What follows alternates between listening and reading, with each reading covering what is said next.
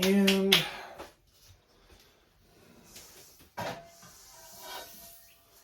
rice hulls.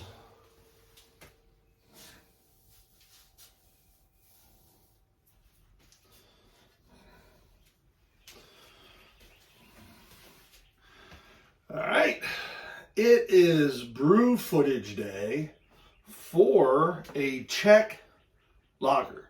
I'm doing a double batch, and I played around on Brewfather, and I put together, actually I stole a recipe off of Brewfather for a Czech lager to use the Lalamade, or however you say that, Lalamade, lager yeast, the Diamond.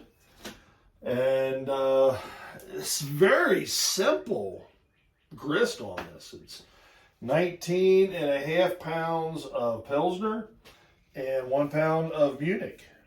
And that's it. It's going to be Zythos for bittering hop. What did I do? A half ounce of Zythos. And the original recipe called for Magnum, but I don't have any Magnum. So one with Zythos, it's a bittering hop. Zythos will be fine. Where the work comes in is the Saaz.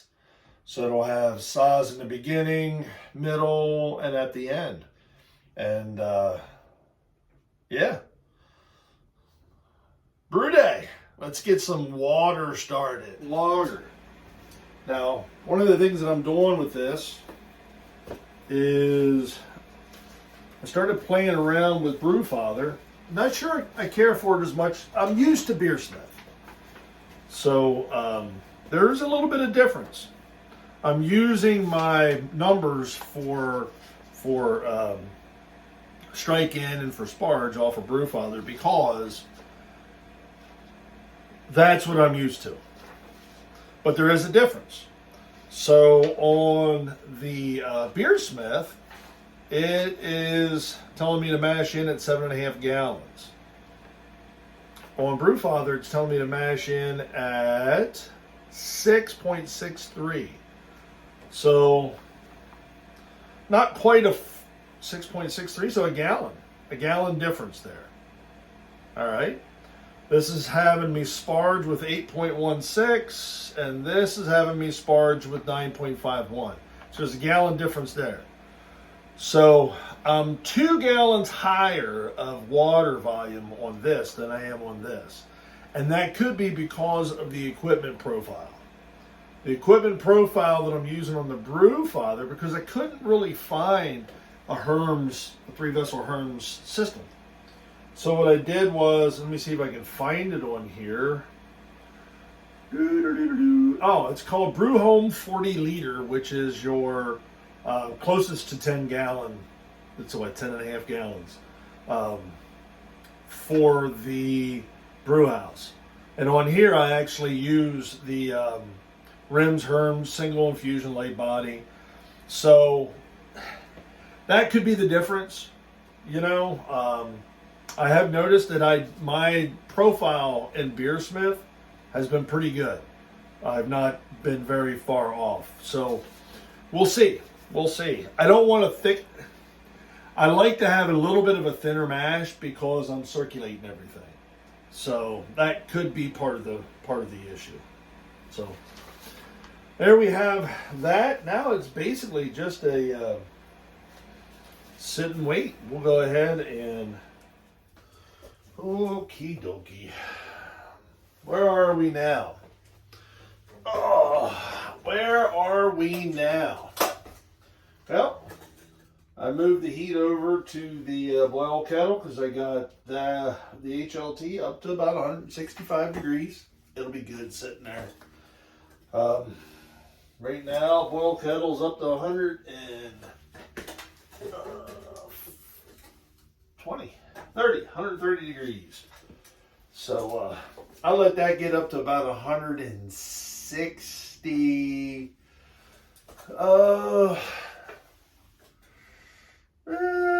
260 couple, and then I already have everything hooked up. We'll start moving the water over from yonder kettle to yonder mash tun. Got my last sip of the mango wheat. What say we move on to the railroaded IPA?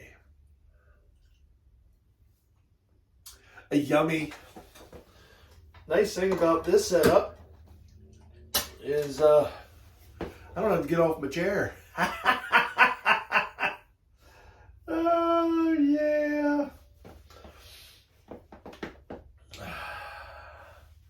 And done. There we go. Just in case there's a wee little bit of a drip, which these inner tabs, they don't drip. They're super easy to clean. God, if you're not using inner tab taps, you really should be. Look at that beer. Look at that beer. The railroaded IPA.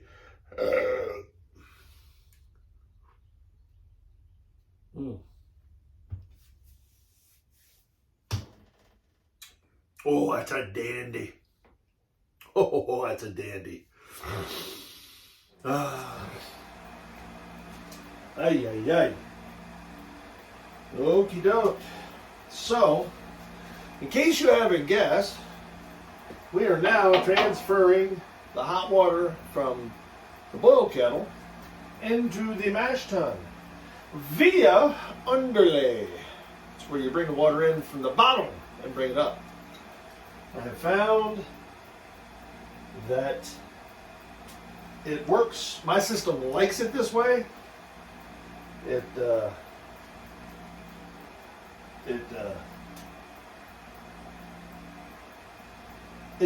It likes to bring it up through. I have very, very small amount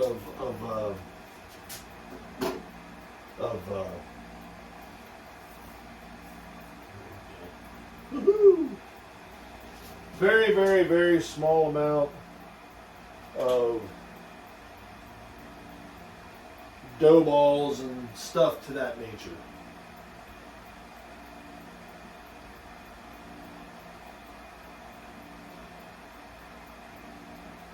Yeah, we're going to be pretty good.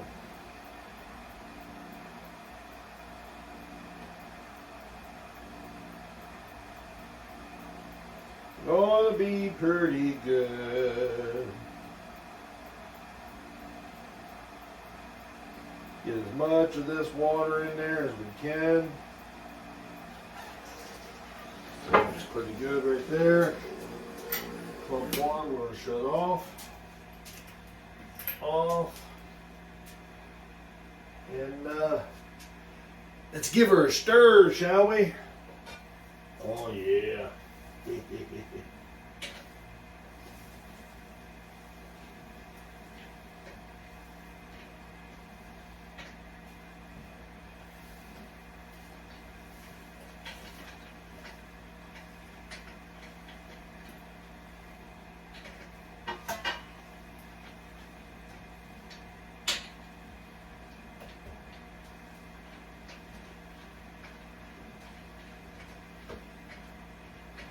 She's a little on the thin side, but that'll actually work out pretty good.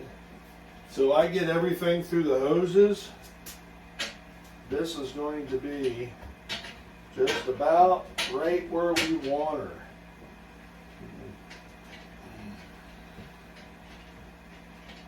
Okay.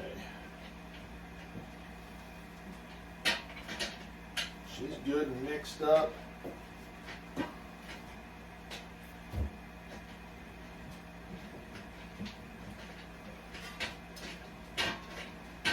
All right, we're at 141. She's climbing.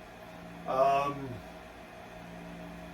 don't mind this part of it because right now it's almost like I'm doing a step mash. So 140, I typically start at about 140 and I work my way up to 152. And then once I hit 152, then I go ahead and do my count for my mash. But it might take me 20 minutes to get up there. I'm just taking my time, let it rock and roll.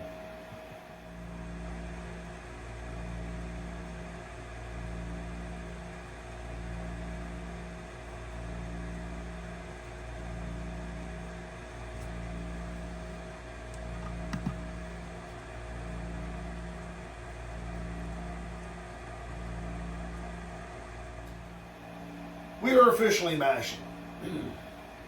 So my mash tun is going between, it's going to settle down here right at about 152.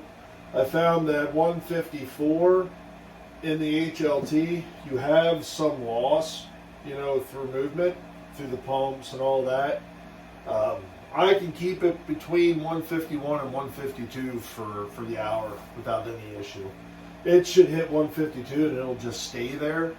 And then once it kind of settles down, what I'll do is I'll dial this back to 153, or actually I'll probably just leave it where it's at. So we're going to go for, yeah, we're mashing. Hit it right now. Bam. We are in mash mode. So now we wait for, you know, for an hour. The kettle's all ready for the wort. The mash looks, wow, it looks and smells fantastic. It really does. It's funny how from when I first started brewing to brewing now, I would put together these big, giant, complicated recipes that had all these different grains in them. And I found out that you don't really need all those. A simple grist is going to make you pretty damn good beer. It really does. And this is just Pilsner and Munich. And it's pretty. I mean, she's actually running pretty clean right now. Looking at my hoses, the cloudiness is gone. The proteins are resting out. I think everything's working out pretty well right now. So I should not have collapsed. Now with a half a pound of rice hulls, actually this one here shouldn't have even needed rice hulls, but I put them in anyway, just to be on the safe side. So now we're just going to kind of hang out, have another beer or two, and the next move will be, I'm going to do a mash out with this one since I'm just kind of screwing around tonight. I don't typically do a full mash out. So once we get to that hour, I'm going to dial this up to about 160. And if I can get it up, I mean it will. It just, do I have the patience to do a traditional mash out? That's going to be key. Do I have the patience? So we'll be back.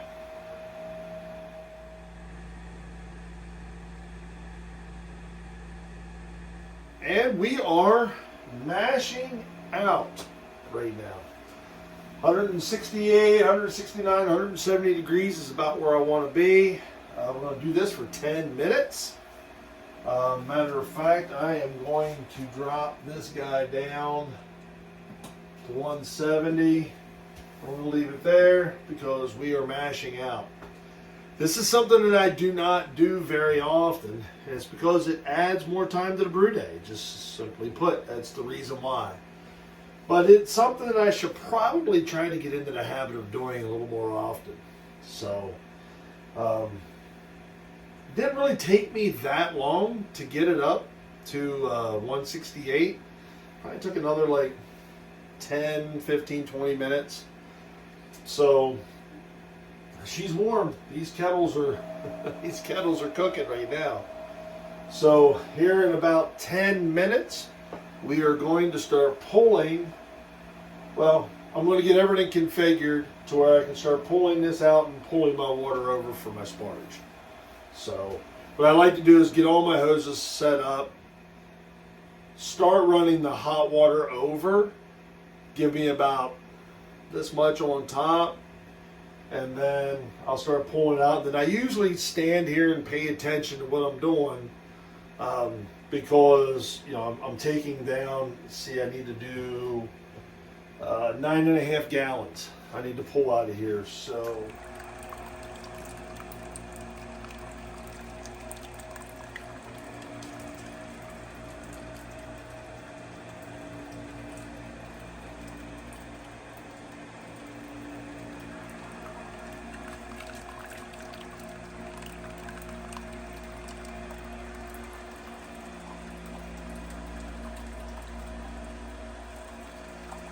we are gathering wort. Yes, we are. Oh. So right now, I achieved mash out. I've got running hot water through my coil. That cleans that coil out, so she'll be good to go as soon as I'm done with pulling over when I need to pull over.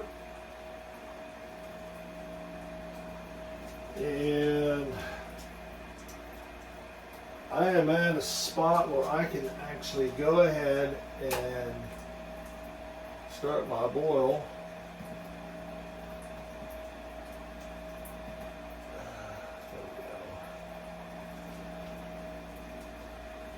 The element's covered. I've got a good 6.5 gallons in the kettle already.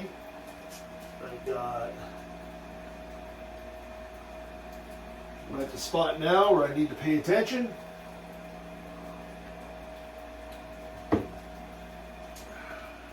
Oh yeah, this is going to work out just lovely.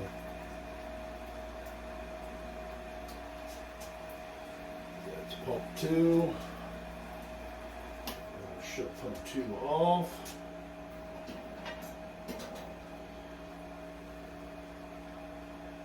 Now, all we're doing is pulling the water out of the greens to get me the rest of my volume. And I've already got my element started to try and heat that up. There's no point in waiting around. So I should. There we go. She's looking good. Looking good.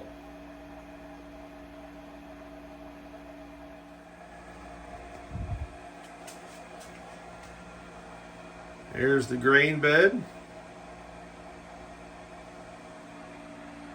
And there you can see I'm at 11 gallons right now. I want it to be up around 13, which should actually work out pretty swimmingly. Then I have plenty of hot water to clean up with.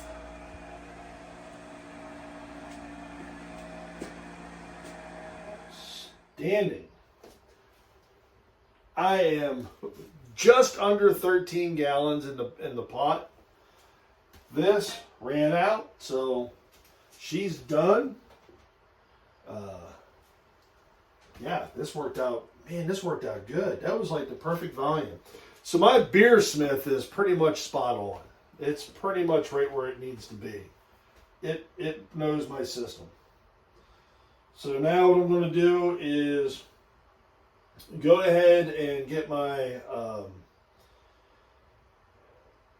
lines configured for the chiller and the whirlpool and all that jazz, so that it's all good to go. And we'll rock and roll from there. But I can start cleaning that mash tun out now.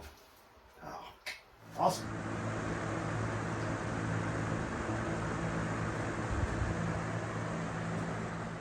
I still have a little bit of water in here. I already cleaned up my one pump, so it's good to go. I got my first addition of hops, 1/2 ounce of Zythos and 2 ounces of Saz. And you know what? Let's toss them in there. Zythos. And sods. Cool beans.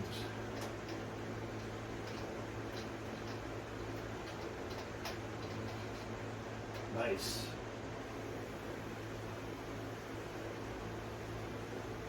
Whoa. There's the boil.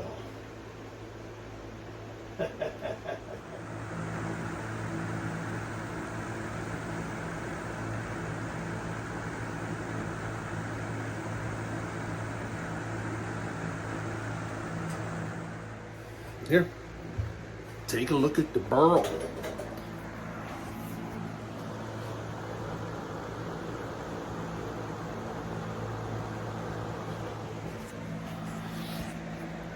I actually jacked my percentage up to 97 because it didn't look like it was boiling off quite quick enough, but I'm going to make sure I'm 11 gallons in the fermenter. So I got another gallon to boil off, plus I'll have loss in the hoses. So it should work out just swimmingly. Swimmingly. We are done. Done with the boil. And right now we're going to go ahead and try and not knock this thing over. There we go. It works.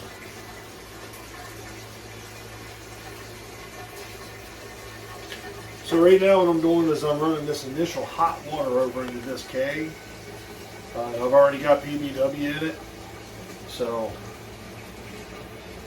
that should be pretty hot water. Oh yeah.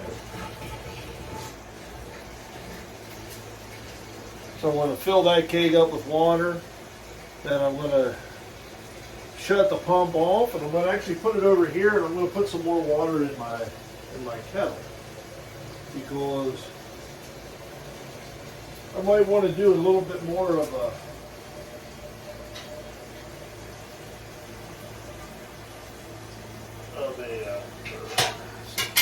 so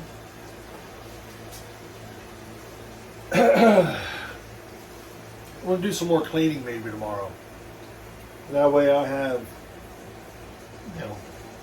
plenty of hot water if I want it. Got my gravity reading right here. My target on this was 1055. And my actual is 1052. I'm actually really happy with that.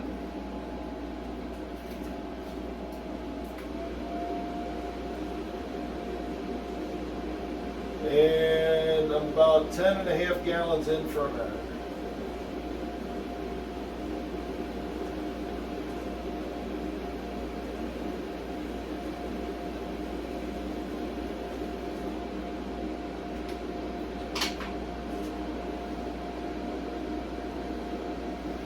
So I'm okay with that. I am okie dokie with that. I most certainly am. There's one thing I need to do. And that is this. There we go. Basically like an air conditioner. So it'll throw that warm air onto the fermenter, and I don't want it to do that. So I put a piece of little plywood in here, and that'll direct it up away. So, all right. For all intents and purposes, this brew day itself is done. Except for the taste.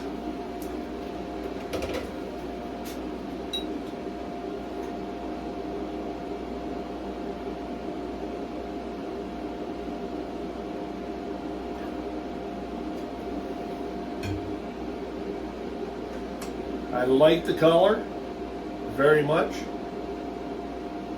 Well, it's got a nice sweet nose to it.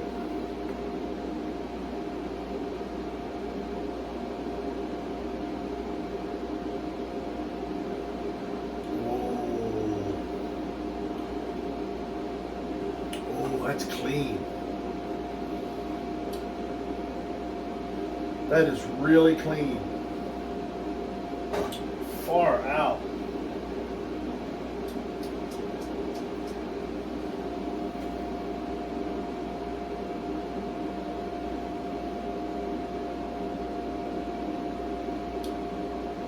Now, a lot of that sweetness is going to go away because the sugars or the yeast is going to eat that. That's going to leave behind a nice, light, easy drinking beer.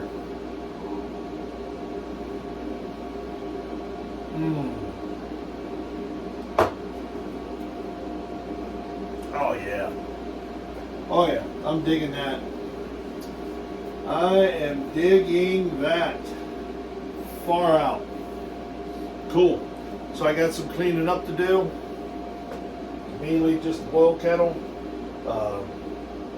Got some water heating up in the HLT to run through the chiller.